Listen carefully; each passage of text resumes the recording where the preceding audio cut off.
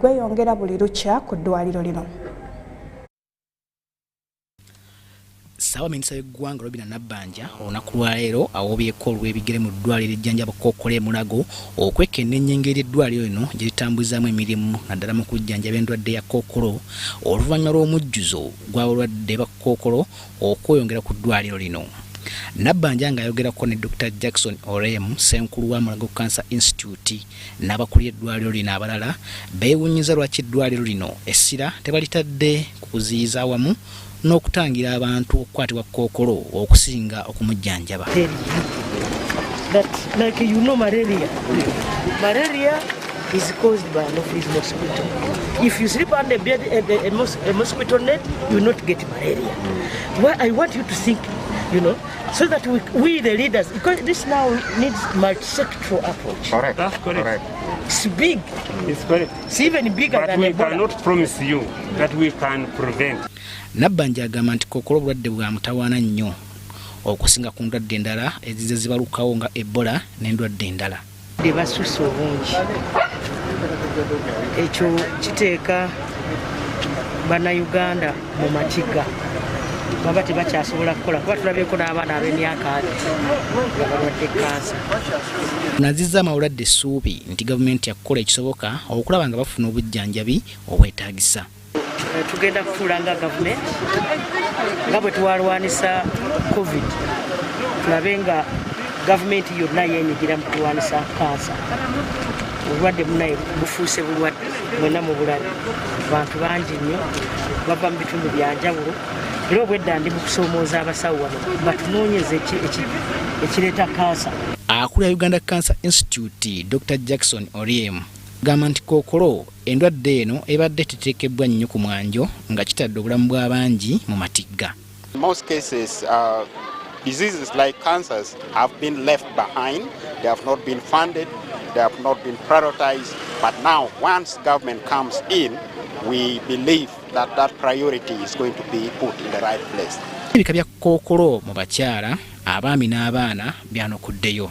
In women is cervical cancer, followed by breast cancer, and the third one is cancer of the esophagus, and the fourth one is actually cancer of the liver. If you are talking about men, number one cancer is prostate, followed by Kaposi sarcoma. Akinoganyiza nti bali mu kuzimba malwaliro agajjanjaba Kkookolo mu bitundu by'eggwanga eby'enjawulo. We must decentralize.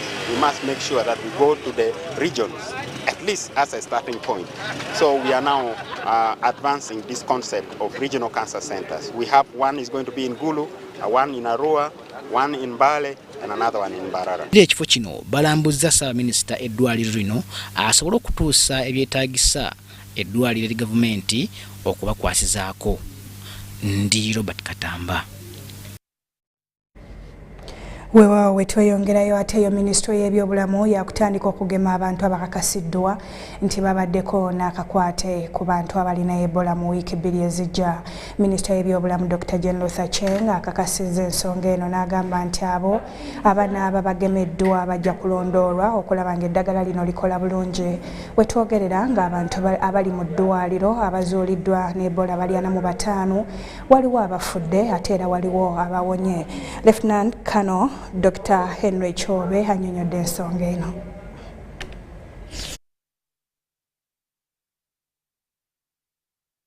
The Ministry of Health will be evaluating the efficacy of 3 candidate Ebola Sudan vaccines on contacts in the coming weeks. The candidate vaccines are Oxford from the United Kingdom, Sabin from the United States of America, and Merck from the United States of America. The main objective is to evaluate their efficacy to protect primary contacts of Ebola patients within 29 days of contact. We plan to vaccinate contacts of 150 confirmed cases. This means about 3,000 initially.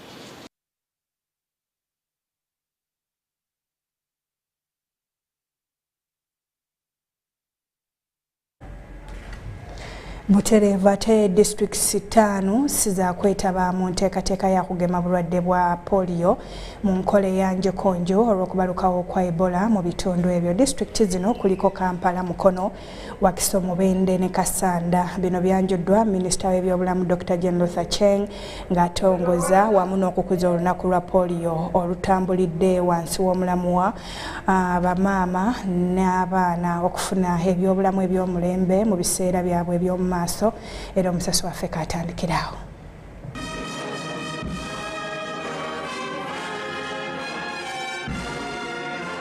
Minisita w'ebyobulamu Dr. Jane Cheng ng'ali wamu n'abakwatibwako okuva mu kitongole okuli CDC, WHO ne UNICEF batongoza okugema polio njukunju okw'omulundi ogwokubiri mu bitundu by'eggwanga eby'enjawulo. Kampeyini y'okugema yakutandika ng'ennaku z'omwezi 4 paka nga 11 nga bakutunuulira abaana abali wansi w'emyaka 5 nga batunulidde okugema abaana obukadde 8.7 mu bitundu by'eggwanga eby'enjawulo. Nga batongoza kampeyini eno, minisita ategeezezza nti olw'okubalukawo kwa Ebola ne COVID mu ggwanga, disitulikiti 5 siza kwetaba mu nteekateeka eno ey'okugema polio njukunju. Campaign for polio will take place in all districts of Uganda except Kampala City, Wakiso, Mukono,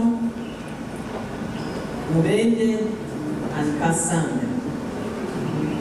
These will be given another date when they can carry out the mass vaccination campaign. I call upon all parents, guardians, partners, local governments to rally behind all the efforts necessary to ensure that every child is reached. Those who are handling resources for this campaign to ensure there is value for money and to ensure accountability of the resources. I don't know how far we have done with the first phase in terms of accountability, especially from the local governments of the resources that we sent there. But I want to urge the districts police to make sure that we do accountability in time, but also value for money. Abakwatibwako abateeka enteekateeka eno mu nkola basiimye ab'ebyobulamu naddala mu kiseera kino ng'endwadde ez'enjawulo zibalukawo mu ggwanga, wabula ne babasaba okubeera obulindaala nga bajjanjaba abalwadde wamu n'abantu okugondera ebiragiro obutakwatibwa ndwadde zino. Program Manager wa Uganda National Expanded Program on Immunization UNEP Dr. Alfred Dwari anokoddeyo okusomooza kwe bazze basanga nga bateekesa enteekateeka eno mu nkola. We are battling with the challenge of having about 2.2% of children born in a year not reached with vaccines at all. And that is what we need to achieve. Abakugu mu byobulamu balowooza nti singa abaana tebagemebwa bulungi oba okugemwa mu nkola esaanidde kizza emabega olutalo lw'okulwanyisa polio mu ggwanga. Ndina Africa Farida ne Zahara Abigaba. Ubc Leero ng'ebula ennaku 5 zokka Paalamenti ekomewo okuva mu luwummulo lw'emwezi omulamba. Kitegeerekese nti waliwo ebiragiro ebikakali ebigenda okuyisibwa mu kifo kino n'ekigendererwa ekyokutangira okusansana ekirwadde ekya Ebola. Kidiridde akafuba olukiiko olufuzi oluddukanya Paalamenti ke babaddemu ne basalawo nti wabeerewo ebiragiro ebiyisibwa olw'ensonga y'ekirwadde kino ekibaluseewo mu ggwanga. Olukiiko olufuzi olw'oku ntikko olutambulirwako ensonga zonna ku Parliament lukedde mu kafubo okwegeyaamu butya bwe banaatambuza emirimu mu kifo kino okutandika ne ssabbiiti ejja nga Parliament evudde mu luwummula lwe bamazeemu kumpi omwezi mulamba. Tumaze okutegeezebwa Sipiika wa Parliament mukama waffe nti tuddamu okutuula Parliament ejja kuva mu luwummula olunaku olwokubiri wiiki ejja. Ekikulu ekiteereddwako ntugenda kuddayo okutya Ebola, embeera y'Ebola eriwo, tugenda kuddayo mu lutuntula gye twatulangamu nga COVID-19 akyaliwo. Era tugenda kutandikira ku bill ebbago eri ababaka ba Parliament abawummula President yakomezaawo, then tugende ne ku birala. Ku lwokubiri tujja kuba ffenna mu Parliament nga tutandika okukola ku nsonga zino. tufunye ne report kuva wa Prime Minister nga tuwulira business ki gye tugenda kufuna mu session eno kuva next week mpaka December. Akafuba akatakiriziddwa mu bannamawulire abakeetabyemu batubuulidde nga bwe waliwo n'ebiragiro bye bayisizza n'ekigendererwa ekyokutangira okusaasaana kw'ekirwadde ky'Ebola. Ebiragiro bino byakuyisibwa sipeeka mu butongole sabbiiti ejja era nga mulimu okukendeeza ku muwendo gw'ababaka abakiika mu ntuula za Parliament. Arulinze nti tugenda kendeeza ku namba ey'ababaka abagenda okubeera nga abatula mu Parliament olwa ensonga z'endwadde nnyingi ze mumanyi. Ebola nga we mumanyi mwena ntino ne mubende eri ku lockdown ne parts ndale za ggwanga era ne mu Kampala bafunyemu kese. So speaker agenda tugaidinga engeri gye tugenda kubanga tutambulamu. So nti tujja ku observinga standard operating procedures omuwendo nga bwe gwali kuli twali 112 abaali batula olutulo olumu. So kyekiragiro speaker kyawadde mu business committee kye tulina okutambulirako. Naffe ku ludda olwaffe olwa opposition ffe tetuli bubi nnyo ku lw'okuba ffe tuli 19 kati ffe tekijja kutunyigiriza nnyo nga ku ludda olwa bannaffe abali mu gavumenti. Wabula waliwo ababaka abalowooza nti ebiragiro bino byakukosa emirimu gya Paalamenti emiyitirivu gye balina okukola. We butuukedde oluwaleero ng'ekirwadde kino kyatuuse dda mu kibuga Kampala ekireeseewo okutya. Shamim Naiga ne Gloria Gwitabingi, Parliament. Mwebale nnyo bannaffe kaakati go amawanga gannamukago ag'obuvanjuba bwa Afrika agamu okulemererwa okutambulira ku mateeka agakkaanyizibwako bye bimu ku bivaako obutabanguko mu mawanga gano. Minisita wa Uganda ow'ensonga z'omukago guno Rebecca Alitwala Kadaga asuubizza okufuba okulaba nga emiziziko ng'egyo giggweerawo ddala okuyamba okuzimba omukago guno n'okuguggumiza. Abadde mu lukuŋŋaano lw'omulundi ogwokubiri buli mwaka ku kkooti y'omukago guno olugenda mu maaso wano mu Kampala. Mu Uganda mwe mutudde olukuŋŋaano olw'omulundi ogwokubiri olwa kkooti y'amawanga g'obuvanjuba bwa Afrika. Olukuŋŋaano luno lugguddwawo omumyuka wa Uganda owa Ssaabaminisita asooka era minisita w'ensonga z'omukago guno Rebecca Alitwala Kadaga. Kadaga aggumizza obwetaavu obw'okutereeza mu mitendera gy'enkolagana mu bannamukago. We are supposed to establish the Trade Regimes Committee within the community, which will address breaches of the treaty. It has not been set up, but at the next council in November, it's one of the things we are going to discuss and establish. It's long overdue. Yes. N'essimbi ez'omunyoto eziteekebwamu mu ntambuza y'emirimu mu kkooti eno bimu ku bigambibwa okuba nga bitangira okutuusa obulungi obuweereza. Indeed, this judicial conference is a special event in the record of the East African Court of Justice. It affords an opportunity to reflect not only on its one-year journey, but also from the inception to date. We offset conversations that will strengthen the capacities of judges, judicial officers and court users. Bannamukago era beemulugunya ku ngeri agamu ku mawanga gye galemereddwa okutambulira mu mateeka agabafuga. With these concerns that are raised here and there, not only in one country, it is high time for all states to come together and sit on this issue, have a debate, and then with time we will come up with a solution. Ssabalamuzi wa Uganda akiikiriddwa omulamuzi Geoffrey Kiryabwire asuubizza enkolagana wakati w'ebitongole byombi okusobola okutuusa obuweereza eri abantu. Bring the East African Court of Justice to Kampala to handle sessions on our land this November 2022 is a very welcome development, as it will not only bring justice services nearer to our people, but it will inevitably also equip our legal practitioners and judicial officers with contemporary jurisprudence in the community affairs. And so again we say, karibuni sana. Ensonga endala enookoddwayo be bantu ba bulijjo okuba nga tebafuna bannamateeka okubakiikirira mu kkooti eno ng'oluusi kiremesa bannansi okufuna obwenkanya. According to the court, this right is not contingent on the individual requesting for the said assistance. Rather, the respondent state has an obligation under Article 7(1)(c). Olukungana lwa kkooti y'omukago gamawanga g'obuvanjuba bwa Afrika olw'omulundi ogwokubiri gutambulidde ku mulamwa ogw'okukyusa engeri obuweereza mu mateeka gye butuukamu ku bantu. Nze Namamonde Deborah ne Lubwama Abudu Nasiru abakusakidde bino. Weewaawo Ubc Leero watebo abazadde b'abaana 11 bamuzibe abafiiridde ku ssomero lya Salama School of Blind batwaliddwa ku ddwaliro okuggyibwako ndagabutonde okusobola okuzuula emirambo gy'abaana baabwe.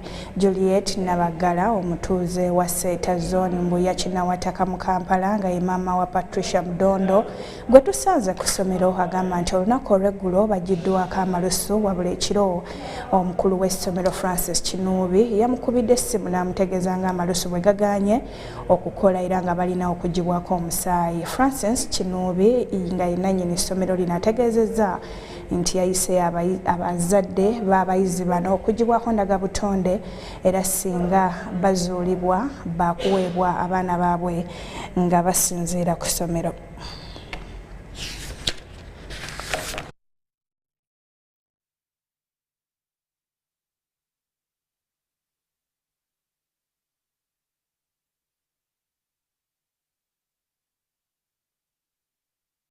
Abaana abafudde okubajjako omusaayi basobole okumanya abaana baabwe abafudde onaani nga basinziira ku musaayi gw'abazadde gwe babajjeeko. Ebisigalira by'abaana kubanga bafuuse bisiriiza tebayinza kumanya mwana waani oba tegeera kiriwo kubanga metrono kubanga asulamu n'abaana ne batuuka okujja okusirira situmanyi yabadde alirudda wa tetulina kituufu era abazadde twemulugunya tuweebuuza metrono yabaddewo abaana bafe okusirika ne baggwawo kitagenda kugirako abaki abazadde omusaayi mubeere omu mukolaganire wamu bagireko eyo omusaayi ku ssomero bakole ki mutegeere abaana lezeeko bannange si byangu naye banoonyereze kuba okusinziira omuwala yonna avudde manyirira ataliiko kakomokonoro oba yataasiza abaana tosobola kusulamu abaana bonna ne bajja bwe batyo nga weebasi tesamutegedde naŋŋamba nti taata piisi yazowayo naŋŋamba piisi yafudde omuliro gwamwokyezza yafudde amanyi oba bagenda kunzigirako wano DNA oba ŋŋenda mulago sinnamanya nteekateeka yonna.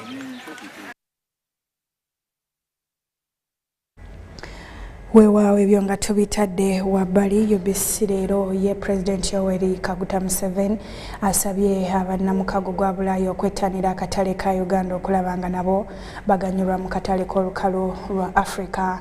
Museveni okwogera bino asuubizza bamusigansimbi okuva mu kago gwa Bulaaya okubateerawo embeera ennungamu ng'abasigansimbi abalala. Okwogera bino abadde aggulawo olukuŋŋaana olw'omulundi ogwokubiri olw'ebyobusuubuzi wakati wa Uganda n'omukago gwa Bulaaya nga wano abakubirizza okwettanira okusiga mu Uganda.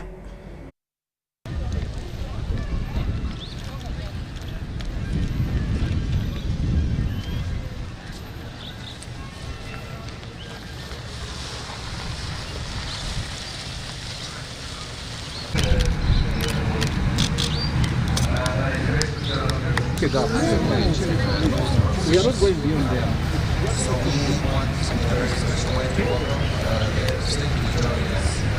Where does wealth come from? Because people were thinking gold was wealth, silver was wealth, they had all sorts of ideas.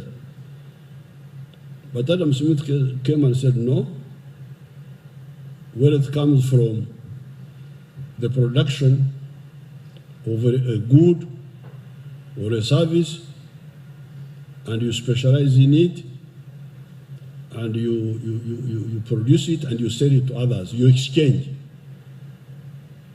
Private sector, specialization, and exchange of goods and services. Also geographically, Europe is very near Africa.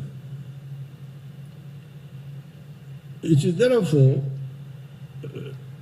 a mistake by the European strategists not to see this, because with the emergence of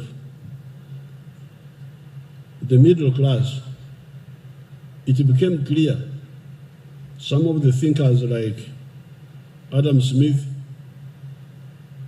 and Maynard Keynes, they helped us, all of us, to clarify, to answer some of the questions. For the first time, the population of Africa is overtaking. Weewaawo eddakiika 22 zeeganye essaawa emu ey'akawungeezi mpummulamu nkomawo n'ekitundu ekyokubiri oluvannyuma lw'obubaka buno okusaba toseguka tukomawo mangu ddala.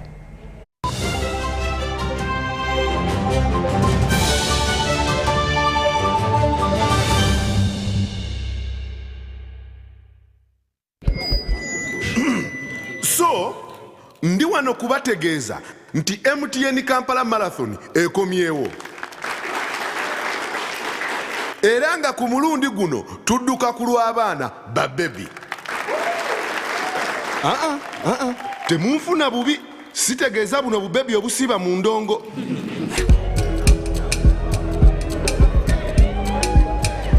No. Ate era sitegeeza bino bibebi ebirya ssente.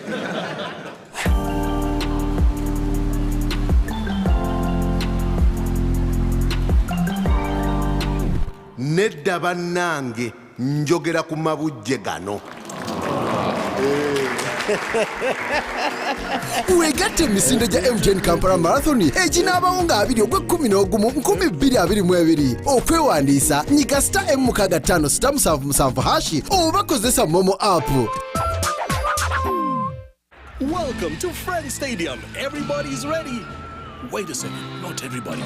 Come on, dude. It's the FIFA World Cup. You're going to lose your seat, the ritual seat, the lucky one. Losing more than a seat, your team is going to lose. Where are you, dude? The match is about to start. Your friends won't hold out much longer. Excuse me. Finally, everything is in the right place. Hey, other hand. And you, do you have everything you need to believe? Did you know that a cashless, secure, and convenient lifestyle is possible with Airtel Money Pay? Pay for your goods and services in the following simple steps. Dial *185*9#.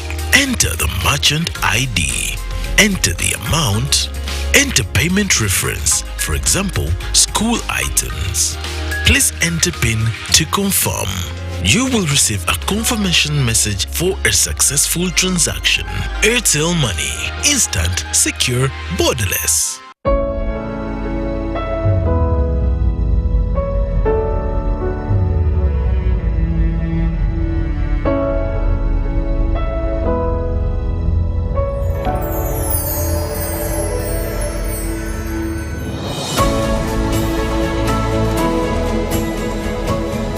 A good school doesn't tolerate violence against children. Because a good school equals a better life. Raising voices.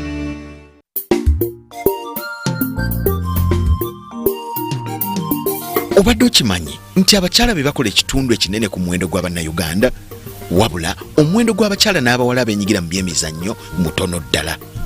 Kino kiri bwe kityo olw'okubanga waliwo ebisoomoozo ebiwerako muno nga mwe muli ebyobuwangwa n'enkola ezitasoosowaza mizannyo gy'abawala n'abakyala, obutawagirwa bazadde baabwe n'okubanga abazannyi abawala batulugunyizibwa oluusi mu kisaawe oba ebweru w'ekisaawe.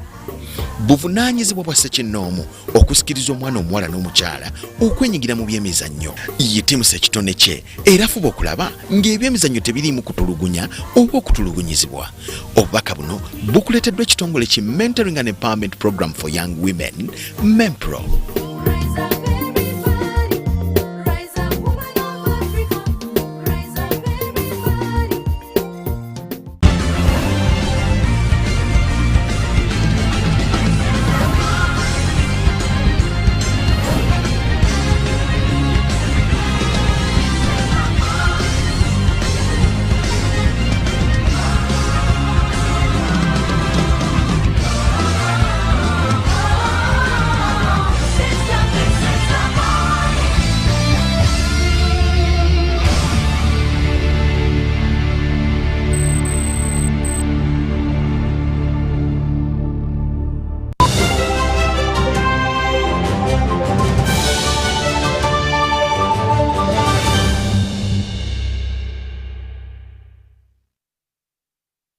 Buterevu tuyingidde ekitundu ekyokubiri ekya Ubc Leero wano ku Ubc TV. Kankitandike n'abakulembeze mu disitulikiti y'Ekisoro n'ebitongole by'amawanga amagatte eby'ababudami bakyaguluba n'abanoonyi b'obudami mu okuva e Congo abasoba mu mutwalo mulamba n'ekitundu abakyaganye okugenda mu nkambi ez'abategekerwa. Embeera eyo b'ofiisa bano bagamba nti kireetawo obulabe mu by'okwerinda so n'okusansanya endwadde bannansi b'e Congo. Okweyiwa wano kivudde ku kulwanagana okwazeemu okubalukawo mu bitundu eby'enjawulo eby'e Congo wakati w'abayekera okwazeemu okubalukawo wakati wa Congo n'abayekera ba M23 ne gavumenti eyo. Abasasi baffe bali Kisoro era kabatunyonyole embeera bw'eyimiridde. Embeera ku nsalo ya Uganda ne Democratic Republic ya Congo ebunagana mu disitulikiti y'Ekisoro ekyali ya bwerinde olw'okubanga okulwanagana wakati w'abayeekera ba Congo aba M23 ne gavumenti yaayo kuyingidde olunaku olw'omukaaga. Ab'ekitongole ky'amawanga magatte eky'ababudami UNHCR bagamba nti ababudami emitwalo 2.5 be bayingidde Uganda mu kiseera kino ng'ate abalala bakyajja. We are managing a big influx this morning because it seems that there is some fight, again recruiting fight in DRC, and many new people are coming in Kisoro, Yakabande, the transit center. As you know today, the biggest pictures, we have more than 5,000 in the transit center. The capacity is 800. It means that you need more support.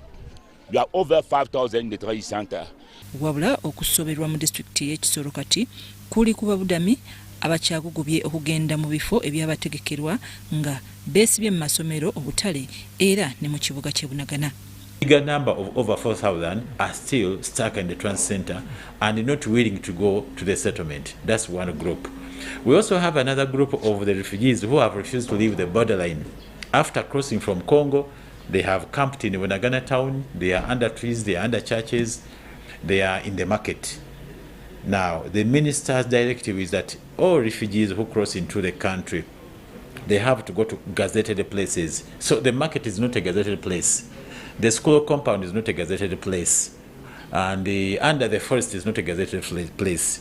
All these asylum seekers must report to Nyakabande, they get registered, and then they go to the settlements. In fact, the minister has even relaxed the condition by saying that those who had run to Congo and they had been put in the system of UNHCR and OPM, buses can pick them directly from Bunagana and then they are taken directly to the Refugee Act. They should accept to be taken to gazetted refugee areas. They are not going to choose where they stay illegally because in Bunagana now the hygiene is compromised. The place has no toilets. They don't have food. The children are crying here and there. There is no medicine. There is no water. So those conditions are not healthy also for their life. Yadde nga bakulembeze bagezezaako okumatiza ababudami bagende mu bifo ebitongole baganye. Abayekera M23 bamaze ekiseera nga be bali mu mitambo gy'ekibuga kya Bunagana ku nsalo ya Uganda ne Congo nga kati emyezi giweza 6. Ndi Nafuka Farida Naguta Philip. Buterevu ye Katikkiro wa Buganda Charles Peter Mayiga asiimye enkulaakulana omulabirizi w'emikono James William Sebagala gy'ayambye okutuusa emikono mu kiseera ky'amaze ng'akulembera obulabirizi bw'eno. Bino Katikkiro abyogedde bw'abadde mu nsisinkano n'omulabirizi ono bw'abadde amukyaliddeko ng'anaatera okuwummula emirimu gy'obulabirizi. Ye omulabirizi Sebagala asiimye obuwagizi bwonna bwafunye okuva mu Bwakabaka. Omulabirizi w'emikono James William Sebagala akyaliddeko Kamalabyonna wa Buganda ku mbuga ya Buganda enkulu Bulange Mengo. Katikkiro asinzidde mu nsisinkano eno ne yeebaza omulabirizi olw'akaweefube gwakoze okuyita mu kukubiriza abantu okwekulaakulanya. Omulimu agukoze n'agunyikiza kubanga enkola ye eraga nga ayagala abantu. Tosobola kwagala Katonda okujja ng'oyagala abantu oba olimba kuba abantu kuba Katonda tomulaba abantu boolaba. Ne bwogenda obugenzi ku kitebe ky'obulabirizi abayitayo mirundi n'emirundi olabira ddala nga ebintu weebiri ebijja okugasa ekkanisa mu myaka egijja gwe ne bw'onoobanga ogenze. Owekitiibwa Mayiga kinoganyizza nti omukulu w'omulabirizi Ssebaggala gwagenda okuleka emukono gwoleka omukulembeze omutuufu ddala. Ne bw'onoba ng'owummudde ssebo sigale nga tuliziganya bulungi ate nina essuubi ddene olw'omusingi gw'olese ozimbye mu bulabirizi obw'emukono nti n'aba n'akuddira mu bigere nina essuubi ddene tujja kusigala nga tulina enkolagana ennungi. Omulabirizi Ssebaggala asabye Katikkiro okumutuusiza obubaka bwe eri Ssaabasajja olw'okuwagira kaweefube ng'ekkanisa ewandiika Bayibuli. Ssaabasajja yatukola bulungi. Yasooka okuwandiikira ddala ennyiriri ezisooka mu Bayibuli empandiike. Era ekyo kyayingira mu byafaayo. Omulabirizi mu ngeri emu atendereza amaanyi Ssaabasajja g'atadde mu kulaba ng'omusaayi gubeerawo okutaasa abantu abafa olw'ebbula lyagwo. Kaweefube Kabaka gw'ataddemu ow'ebyobulamu naffe atuleetedde okulaba nga tukola. Eddwaliro lyaffe kati erya Church of Uganda emukono lifuuse lya mulembe. So twagala okwebaza ngera bw'ayogedde ennyonyi enkulu yeeyigiriza obuto buno okubuuka. Kati eno bibadde mukola naffe bibadde bituwanya amaanyi. N'ekyo kisoboka okukoleka. N'ekyo kisoboka okukoleka. Omulabirizi abadde awerekeddwako mukyala we n'abaana. Ensisinkano eno yeetabiddwamu Sipiika ne Ssaabawolereza wa Buganda. Nze Andrew Sebbira, Emmengo mu Kampala. Webale nnyo munnaffe Sebbira Andrew. Kaakati we tweyongerayo abamu ku basawo nga beegattira mu kibiina kya Uganda Medical Association bawabudde gavumenti nga baagala eteeke Kampala ku muggalo singa babeera baagala Ebola akoma okusansaana. Wano tubadde tuwayaamu n'akulira ekibiina ky'abasawo ekya Uganda Medical Association Dr. Samuel Oleddo, wabula abamu ku bannakampala bawakanya ekyokuteeka Kampala ku muggalo. N'okutuusa leero ekirwadde ky'Ebola kikyategomye eggwanga Uganda nga n'abamu ku basawo babadde mu kujjanjaba abalwadde baluguzeemu obulamu. Mu mbeera eno ng'abalwadde beeyongera buli olukya, abasawo bawadde gavumenti amagezi. Kampalanians, people live in Kampala. We have one last opportunity. If we can adhere to the set rules and SOPs by Minister of Health in 3 areas. 1, identify anyone who has crossed your area, who has come from a hotspot, who has run away, even if it is your relative, even if it is your father or mother, whether having clinical symptoms or not, so that we can put him on surveillance. Our dear members in Kampala, if we don't adhere to this and cases keep spiking, people die, the Fountain of Honor will have no choice but to close down Kampala. Mu mboozi eno n'akulira abasawo mu kibiina kino Dr. Samuel Oleddo awabula nti okuteeka Kampala ku muggalo kye kiyinza okutaasa embeera. If Ugandans take it for granted, they'll be locked down. If they joke and think Ebola is not there, if they live as a normal, if they fail to report cases, if they fail to identify cases which are positive, Kampala will be locked down because we cannot see death. Dr. Oleddo alumiriza bannakampala okwesuulirayo ogwannaggamba so nga embeera eyongera kusajjuka. But even the lockdown that we are trying to look at, in case it happens, it can start at step down lockdowns. You can reduce the movements in public transport, you can reduce the movements on borders, crowded places. Now is not the time. Obulwadde bufaanagana okyokulabirako tusabye balandiroodizi bonna batuyambe bateeke amazzi ku mulyango. Ffe abasuubuzi tugenda kwekubiriza ffe ffennyini tunaabe mu ngalo kubanga ebiseera bye tugendamu bya season. Buno obudde tosobola kukoonana ku kintu kyakugala ggwanga kubanga emabega twakosebwa. Abatakisi nabo bagamba tebatudde ku nsonga eno. Ng'abali mulimo guno twatandikiddewo okukola enteekateeka ez'okwetangira ekirwadde ku paakisi zonna. Ku miryango egiyingira twataddeko ewanaabisibwa era abantu babakako okunaaba newankubadde abantu abamu bali mu elementi y'obujeemu naki ttiimu zaffe weeziri okubakako okunaaba. Bannakampala okutwaliza wamu bagamba nti omuggalo gwabakosa nnyo mu biseera bya COVID-19 nga n'abamu tebanadda ngulu nga n'olwekyo ekyokulowooza ku muggalo omulala kubeera kulaba nnaku eyoza lumonde. Robert Nyango, wano mu Kampala. Ye President Yoweri Museveni akuutidde abakyala okwetooloola amawanga ga Africa okuwagira n'okunnyikiza ensoma yaabo n'abasome naddala eri abaana ab'obuwala kibasobozesa okuganyulwa gye bujja okusingira ddala mu bukulembeze. Museveni okwogera bino abadde yaggulawo tabamirukawo abakyala abalamuzi okwetooloola amawanga ga Africa ogw'omulundi ogw'17 nga gwakulu ng'ennaku 3 era nga luyindira wali Munyonyo mu Kampala. Kuva mawanga ga Africa 13 bakuŋŋaanidde ku sipiikiriza tye Munyonyo okubaganya ebirowoozo ku nsonga ez'enjawulo ezikwatagana n'amateeka. Tabamiruko nateekeddwa wansi w'omubala ogwetoolera ku kuggyawo emiziziko egiremesa obwenkanya mu by'amateeka n'okunyweza ebitongole ng'eguddwawo Pulezidenti wa Uganda Yoweri Kaguta Museveni ng'ayogerako eri abalamuzi abakyala. Pulezidenti Yoweri Kaguta Museveni bano abakuutidde okuwagira ko n'okunyikiza enkola ya bonna basome kisobozesa omwana ow'obuwala okubeera ow'enkizo eri eggwanga naddala mu bukulembeze. But the third and final question is, by the way, the people we are talking of integrating, do you know that they are similar people or linked people who are very easy to integrate? And in our case, we even have Swahili, which is a non-tribal language, which is shared by the whole of much of East Africa. We are not like the Europeans. In the European Union, they are stuck. We cannot call the UN that we can't defend ourselves. You come and defend us. We defend ourselves. We maintain internal security ourselves. We maintain the borders by ourselves, according to our means. But we have also been dealing with the culture. So therefore, as part of Gyros, you need to understand that really the challenges which we have in the pre-capitalist societies.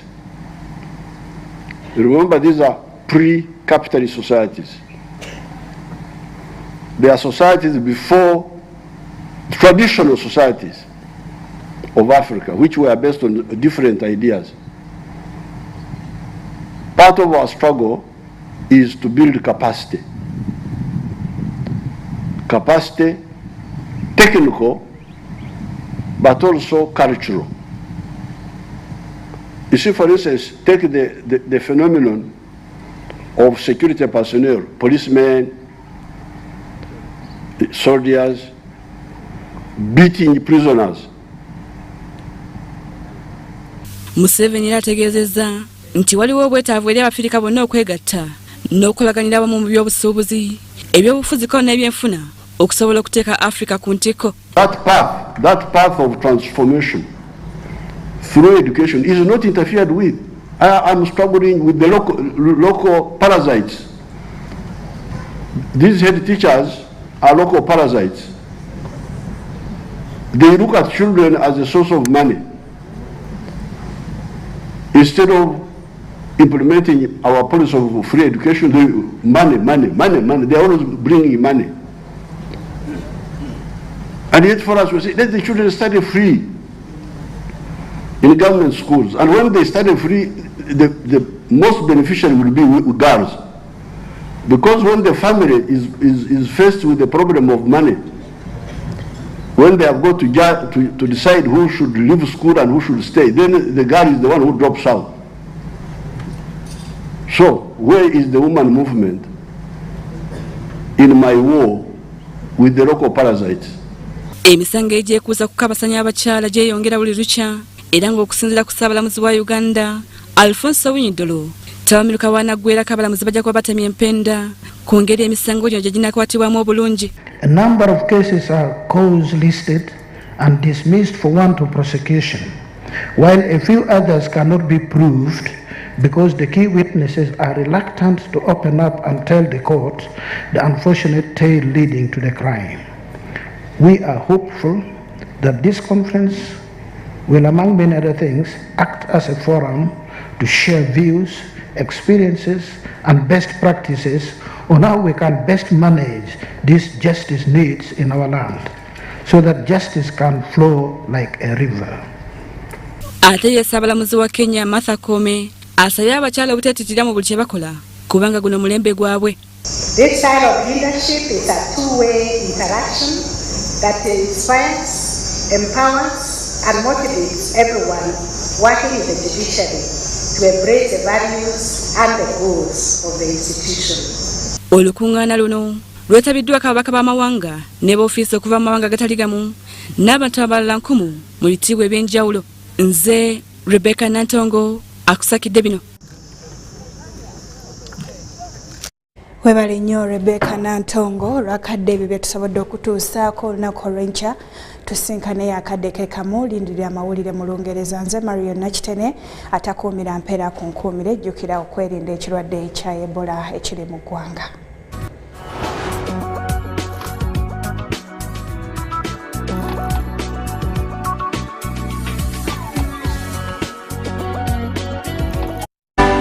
UBC, inspiring Uganda.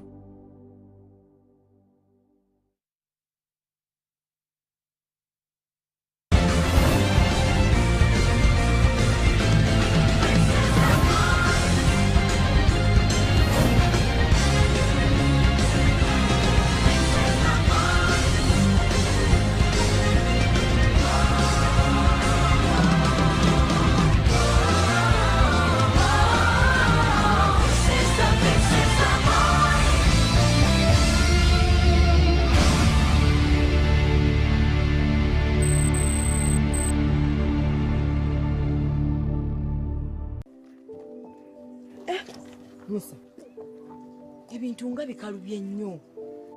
Nze ndowooza tulina okugenda ebweru tukole. Mu butuufu Sarah, omuntu n'omala emyaka 2 miramba nga tolina mulimu ogutegeerekeka. Imagine. Naye omanyi, ndowooza madamu ono ajja tuyamba. Mpulira mbu atuta abantu bangi mu nsi z'Abawarabu. Kati madamu ddala bwe tusasula obukadde obwo omwenda tunaafuna omulimu omulungi. Tobuuza na kubuuza. Buli kimu ngenda kukikolako. Mubo mwakatuuka mu Buwarabu ng'eno ssente kutandika kukulukutanga mu Gannayiro. Abeewamu tebajja kujjusa kutunda ttaka lyabwe mu kyalo. Naye nnyabo, ezo ssente nga nnyingi nnyo. Mwe bannange bino mubiveeko. Nze ng'omukulembeze wammwe w'abavubuka mbakakasa nti mulina eddembe okugenda mu nsi z'ebweru okukola. Naye temukkiriza kubbibwa bano bakayungirizi. Waliwo enteekateeka ennungamu era eziri mu mateeka ze mulina okukozesa okufuna emirimu mu nsi z'Abawarabu n'awalala. Okumanya ekituufu weebuuze ku ofiisa w'ebyemirimu ku disitulikiti yo, Ministry ya Gender, Labour and Social Development oba aba Uganda Association of External Recruitment Agencies.